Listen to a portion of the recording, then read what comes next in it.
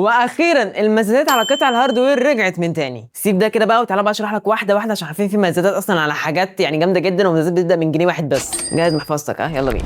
قبل اي حاجه بس لو ما تعرفش، فمن سنه بالظبط كان في شركه، عارفين هي الشركه الوحيده في مصر كلها اللي كانت بتعمل مزادات على قطع البي سي او قطع الهاردوير، مش تفرق يعني. ولدرجه ان انا عايز اقول لك ان حرفيا كان في كارت شاشه ب 15000 جنيه طلع لحد قدامي ب 10000 جنيه عادي جدا. كل ده لمجرد ان هو كسب مزاد. فانت متخيل بقى؟ وعلى فكره الشركه اللي انا بتكلم عليها دي انت شركه عارفينها كويس جدا، لان هي السنه اللي فاتت حرفيا كانت كبيره جدا، ولكن غابت شويه، ولكن قررت ترجع للساحه تاني. الشركه دي وهي ايجي كمبيوترز. وعلى فكره دلوقتي هم عارضين الكيبورد اللي معايا دي في مزاد بادئ من جنيه واحد بس، عشان تكون فاهم بس ان حرفيا الكيبورد دي ب 3200 جنيه. انت فاهم ولا مش فاهم؟ طبعا عارف كويس قوي الناس المحنكه اللي هتنزل في الكومنتات وتقول لي اكيد الكيبورد بايظه فيها حاجه. هرد عليك واقول لك ان الكيبورد جديده اوبن بوكس فقط. فصباح الفل تاني بقى. لا شيء.